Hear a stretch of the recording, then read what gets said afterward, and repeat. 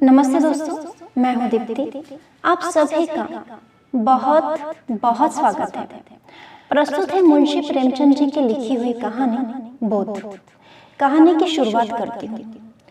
पंडित चंद्रधर ने upper primary में मुदर्सी तो कर ली थी, किंतु सदा पछताया करते थे कि कहाँ से इस जंजाल में आ फंसे। यदि किसी अन्य विभाग में नौकर होते तो अब तक हाथ में 4 पैसे होते, आराम से जीवन व्यतीत होता। यहाँ तो महीने भर प्रतीक्षा करने के पीछे कहीं 15 रुपए देखने को मिलते, वह भी इधर आए उधर गायब। न खाने का सुख, न पहनने का आराम, हमसे तो मजूरी भी। पंडित जी के पड़ोस में 2 महाशय और रहते थे। एक ठाकुर अतिबल सिंह, वह थाने में हेड कांस्टेबल थे। दूसरे मुंशी बैजनाथ, वह तहसील में सियाही नवीस थे। इन दोनों आदमियों का वेतन पंडित जी से कुछ अधिक नहीं था, तब भी उनकी चैन से गुजरती थी। संध्या को वह कचहरे से आते बच्चों को पैसे और मिठाइयाँ देते। घर में कुर्सियां, मेजें, फर्श आदि सामग्रियां मौजूद थी। ठाकुर साहब शाम को आराम कुर्सी पर लेट जाते और खुशबूदार खमेरा पीते। मुंशी जी को शराब कबाब का व्यसन था। अपने सुसज्जित कमरे में बैठे हुए बोतल की बोतल साफ कर देते। जब कुछ नशा होता तो हारमोनियम बजाते। सारे मोहल्ले में रोबदाब था। उन दोनों महाशयों को आता देखकर बनिए उठकर सलाम करते। उनके लिए बाजार में अलग भाव था। 4 पैसे सेर की चीज टके में लाते। लकड़ी ईंधन मुफ्त में मिलता। पंडित जी उनके इस ठाट बाट देखकर कुढ़ते और अपने भाग्य को कोसते। वह लोग इतना भी नहीं जानते थे कि पृथ्वी सूर्य का चक्कर लगाती है, अथवा सूर्य पृथ्वी का साधारण पहाड़ों का भी ज्ञान नहीं था। 30 पर भी ईश्वर ने उन्हें इतनी प्रभुता दे रखी थी। यह लोग पंडित जी पर बड़ी कृपा रखते थे। कभी सेर आध सेर दूध बेच देते, कभी थोड़ी सी तरकारियां, किंतु इनके बदले में पंडित जी को ठाकुर साहब के 2 और मुंशी जी के 3 लड़कों की निगरानी करनी पड़ती।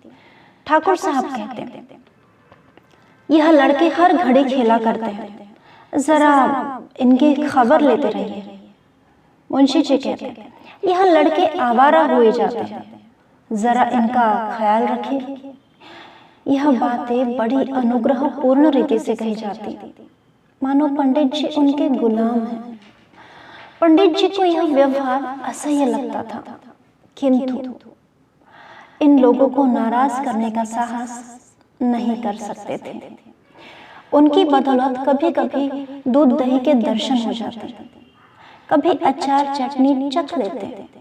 केवल इतना ही नहीं, बाजार से चीजें भी सस्ती लाते। इसलिए बेचारे इस अनिति को विष के घूंट के समान पीते। इस दुरावस्था से निकलने के लिए उन्होंने बड़े बड़े यत्न किए थे, प्रार्थना पत्र लिखे, अफसरों की खुशामदी की, पर आशा नहीं पूरी हुई। अंत में हार कर बैठे रहे। हाँ, इतना था कि अपने काम में त्रुटि नहीं होने देते। ठीक समय पर जाते, देर करके आते, मन लगाकर पढ़ाते। इससे उनके अफसर लोग खुश थे। साल में कुछ इनाम देते। वेतन वृद्धि का जब भी अवसर आता, उनका विशेष ध्यान रखते। परंतु इस विभाग की वेतन वृद्धि उसर की खेती है, बड़े भाग्य से हाथ लगती है। बस्ती के लोग उनसे संतुष्ट थे।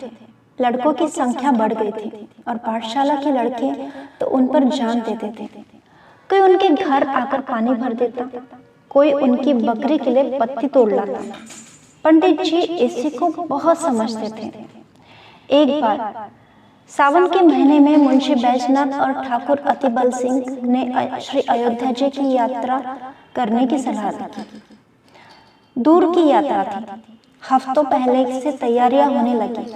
बरसात के दिन सपरिवार जाने में अड़चन थी, किंतु स्त्रियां किसी भांति नहीं मानती थी।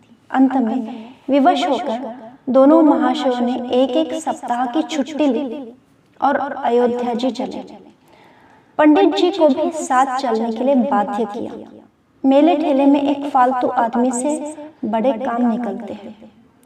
पंडित जी असमंजस में पड़े, परंतु जब उन लोगों ने उनका व्यय देना स्वीकार किया तो इनकार नहीं कर सके और अयोध्या जी की यात्रा का ऐसा सुअवसर पाकर रुक नहीं सके। बिल्लौर से 1 बजे रात को गाड़ी छूटती थी। वह लोग खा पीकर स्टेशन आ बैठे। जिस समय गाड़ी आई, चारों ओर भगदौड़ सी पड़ गई। हजारों यात्री जा रहे थे। उस उतावली में मुंशी जी पहले निकल गए।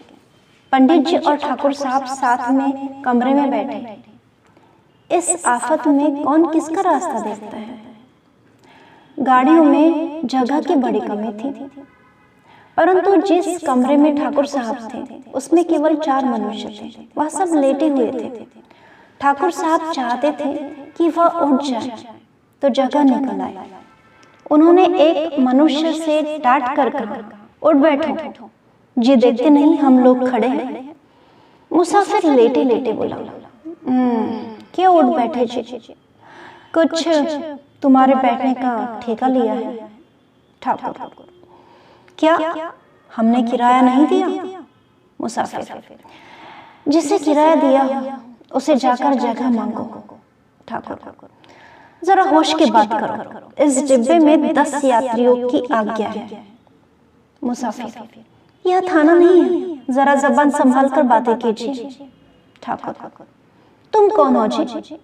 मुसाफिर, हम वही हैं जिस पर आपने खुफिया फरोशी का अपराध लगाया था, जिसके द्वार से आप नगद 25 रुपए लेकर टले थे। ठाकुर, ओ, अब पहचाना, परंतु मैंने तो तुम्हारे साथ रियायत की थी। चालान कर देता तो तुम सजा पा जाते। मुसाफिर, और मैंने भी तो तुम्हारे साथ रियायत की। गाड़ी में खड़ा रहने दिया, ढकेल देते तो तुम नीचे चले जाते और तुम्हारी हड्डी पसली का पता नहीं लगता। इतने में दूसरा लेटा हुआ यात्री जोर से ठट्ठा मारकर हंसा और बोला,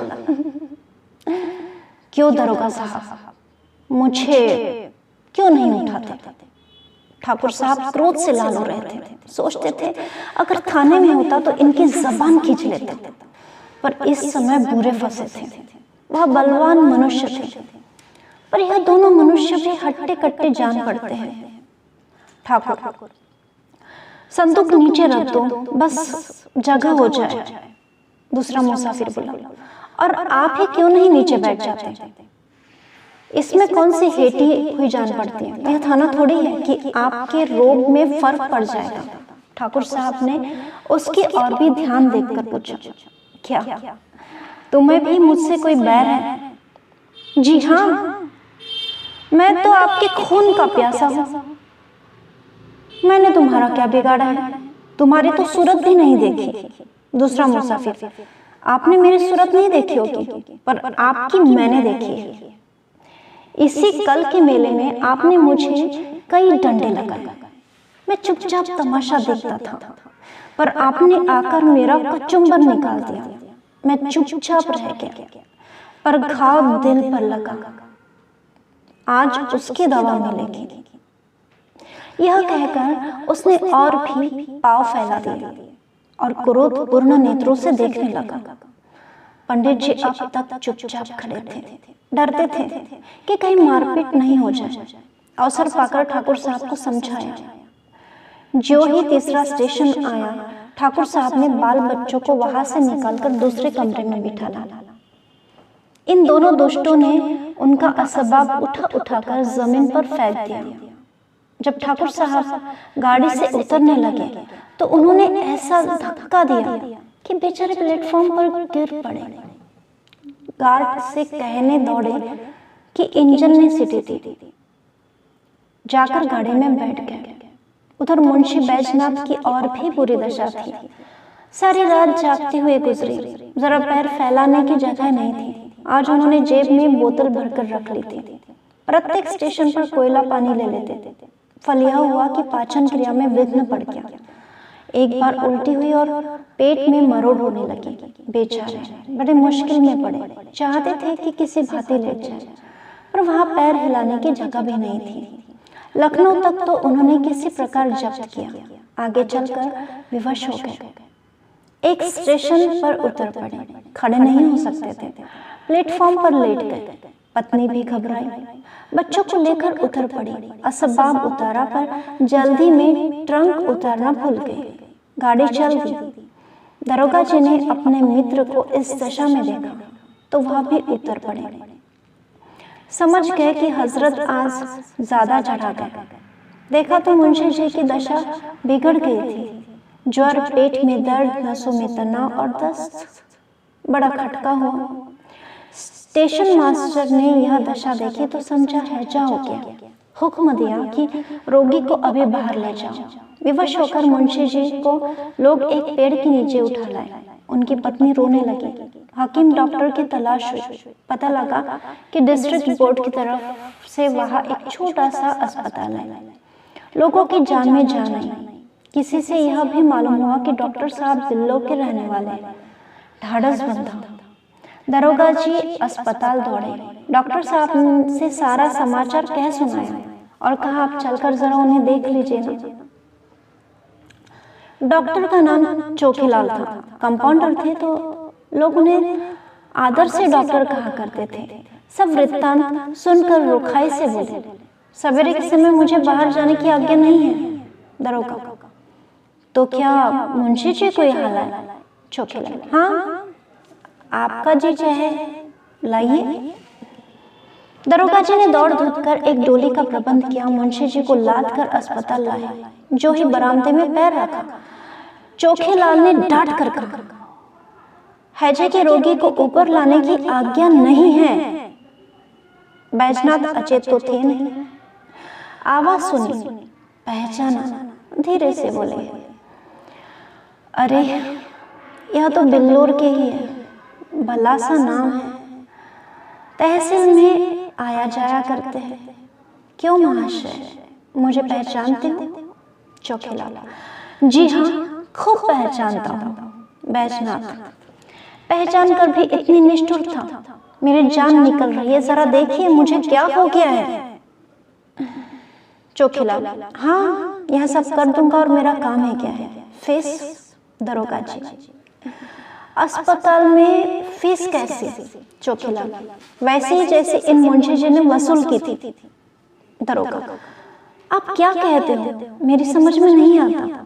चोखीलाल, मेरा घर बिल्लोर में है, वहां मेरी थोड़ी सी जमीन है। साल में 2 बार उसकी देखभाल के लिए जाना पड़ता है।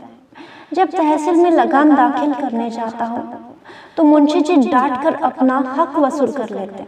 न दो तो शाम तक खड़ा रहना पड़े। स्याहना, फिर जनाब, कभी गाड़ी नाव पर, कभी नाव पर गाड़ी। मेरी फीस 10 रुपए निकालिए, देखो दवा दूं, नहीं तो आप अपनी राह लीजिए। दरोगा, 10 रुपए? चोखीलाल, जी हाँ, और यहाँ ठहरना चाहे तो 10 रुपए रोज। दरोगा जी विवश हो गए। बैजनाथ की स्त्री से 10 रुपए मांगे। तब उसे अपने बक्से की याद आई। दरोगा जी के पास भी अधिक रुपए नहीं थे। किसी तरह 10 रुपए निकालकर चोखीलाल को दिए। उन्होंने दवा दे दी। दिन भर कुछ फायदा नहीं हुआ। रात को दशा संभली। दूसरे दिन फिर दवा की आवश्यकता हुई। मुंशियाइन का एक गहना जो 20 रुपए से कम नहीं था, बाजार में बेचा गया। तब काम चला। चोखीलाल को दिल में खूब गालियां दी। श्री अयोध्या जी में पहुंचकर स्थान की खोज हुई। पंडों के घर जगह नहीं थी। घर घर में आदमी भरे हुए थे। सारी बस्ती छान मारी पर कहीं ठिकाना नहीं मिला। अंत में यह निश्चय हुआ कि किसी पेड़ के नीचे डेरा जमाना चाहिए। किंतु जिस पेड़ के नीचे जाते थे वही यात्री पड़े मिलते, सिवाय खुले मैदान में रेत पर पड़े रहने के और कोई उपाय नहीं था। एक स्वच्छ स्थान देखकर बिस्तर बिछाए और लेटे। इतने में बादल घेर आए, बूंदे गिरने लगी, बिजली चमकने लगी। गरज से कान के पर्दे फट जाते। लड़के रोते थे, स्त्रियों के कलेजे कांप रहे थे। अब यहाँ ठहरना दुस्सह था। पर जाए कहाँ। अकस्मात एक मनुष्य नदी की तरफ से लालटेन लिए आता दिखाई दिया। वह निकट पहुंचा तो पंडित जी ने उसे देखा। आकृति कुछ पहचानी हुई मालूम थी, किंतु यह विचार नहीं आया कि इसे कहीं देखा है। पास जाकर बोले, क्यों भाई साहब, यहाँ यात्रियों की रहने की जगह नहीं मिलेगी? वह मनुष्य रुक गया। पंडित जी की ओर ध्यान से देखकर बोला, आप पंडित चंद्रधर तो नहीं है? पंडित प्रसन्न होकर बोले, जी हाँ। आप मुझे कैसे जानते हैं? उस मनुष्य ने सादर पंडित जी के चरण छुए और बोला, मैं आपका पुराना शिष्य हूँ। मेरा नाम कृपा शंकर है। मेरे पिता कुछ दिनों बिल्लोर में डाक मुंशी रहे थे। उन्हीं दिनों में आपकी सेवा में मैं पढ़ता था। पंडित जी की स्मृति जाग उठी। बोले, ओह, तुम ही हो कृपा शंकर? तब तो तुम दुबले पतले से लड़के थे, कोई 8-9 साल हुए होंगे। कृपा शंकर, जी हाँ, 9वां साल है। मैंने वहां से आकर एंट्रेंस पास किया। अब यहाँ म्युनिसिपालिटी में नौकर हूँ। कहिए, आप तो अच्छी तरह रहे। सौभाग्य था कि आपके दर्शन हो गए। पंडित जी, मुझे भी तुमसे मिलकर बड़ा आनंद हुआ। तुम्हारे पिता अब कहाँ हैं? कृपा शंकर, उनका देहांत हो गया। माता जी हैं। आप यहाँ कब आए? पंडित जी, आज ही आया। पंडों के घर जगह नहीं मिली। विवश हो यही रात काटने को ठहरे। कृपा शंकर, बाल बच्चे भी साथ हैं? पंडित जी, नहीं, मैं तो अकेला ही आया हूँ, पर मेरे साथ दरोगा जी और सियाहे नवीस साहब, उनके बाल बच्चे भी साथ में हैं। कृपा शंकर, कुल कितने मनुष्य होंगे? पंडित जी, है तो 10, किंतु थोड़ी सी जगह में निर्वाह कर लेंगे। कृपा शंकर, नहीं साहब, बहुत सी जगह लीजिए।